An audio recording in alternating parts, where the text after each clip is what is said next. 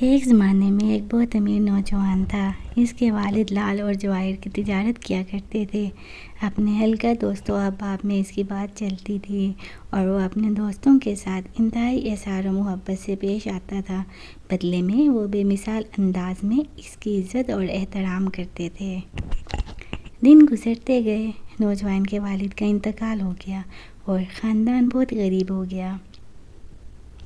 چنانچہ نوجوان نے اپنی خوشحالی کے دنوں کے پرانے دوستوں کو ڈھونڈنا شروع کیا۔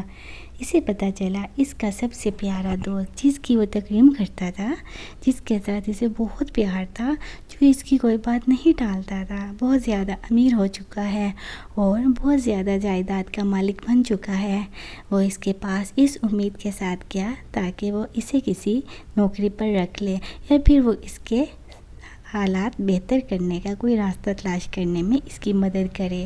جب وہ محل کے دروازے پر پہنچا تو خدام و حشام نے اس کا استقبال کیا۔ اس نے گھر کے مالک سے اپنے تعلقات، پرانی محبت کا ذکر کیا۔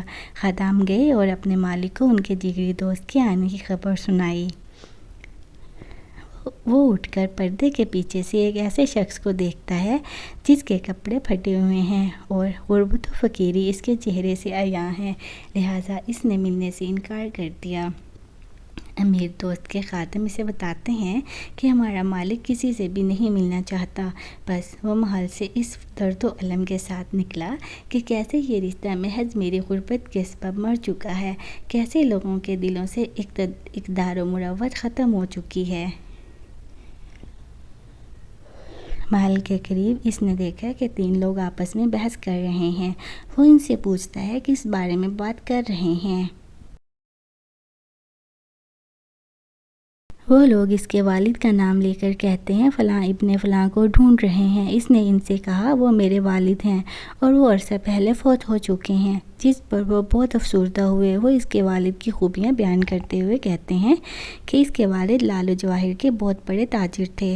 ہمارے پاس مرجان کے قیمتی ٹکڑے ہیں جو اس نے امانت کے طور پر ہمارے پاس چھوڑے تھے۔ چنانچہ انہوں نے مرجان سے بھرا ہوا ایک بہت بڑا تھیلا اس کے حوالے کیا اور چل دیے۔ اس نوجوان پر حیرت طاری ہو جاتی ہے اور اسے اپنی آنکھوں اور کانوں پر یقین نہیں آتا کہ وہ اسے کیسے سچ مان لے۔ لیکن اب سوال یہ پیدا ہوا کہ وہ اسے کہاں اور کیسے بیچے، کیونکہ اس کے شہر میں تو کوئی بھی ایسا شخص نہیں تھا جو اس کی قیمت ادا کر سکے، لہٰذا وہ کسی تاجر کی تلاش میں نکلا۔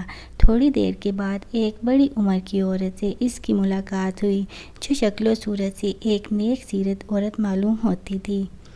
اس خاتون نے اس سے پوچھا کہ بیٹا، مجھے آپ کے شہر میں جوہری کی تلاش ہے، کہاں ملے گا؟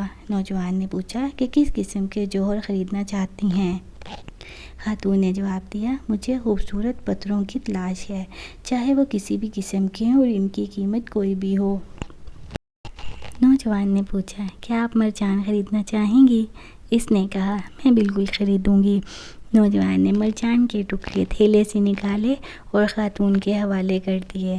خاتون نے جب قیمتی پتھر دیکھے تو حیران رہ گئی اور وہ ٹکڑے خرید لیے اور یہ کہتی ہوئی چلی گئی کہ وہ باقی والے ٹکڑے خریدنے دوبارہ آئے گی۔ یوں نوجوان کی زندگی میں بہتری آنے لگی اور اس کی تجارت بحال ہونے لگی۔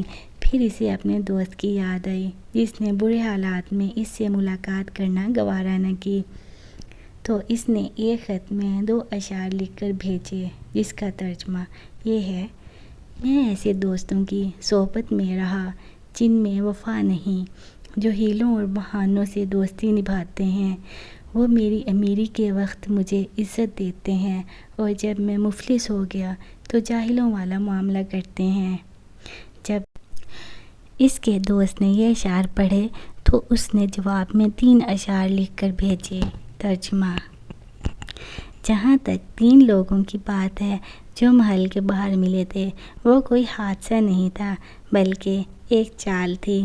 جس عورت نے تم سے مرجان خریدا وہ میری ماں تھی اور تم میرے بھائی ہو اور میری آخری امید بھی۔ ہم نے آپ کو بخل و کنجوسی کے سبب واپس نہیں کیا، ہمیں خوف تھا کہ تم ہمارے سامنے شرمندہ نہ ہو جاؤ۔ Please subscribe my channel.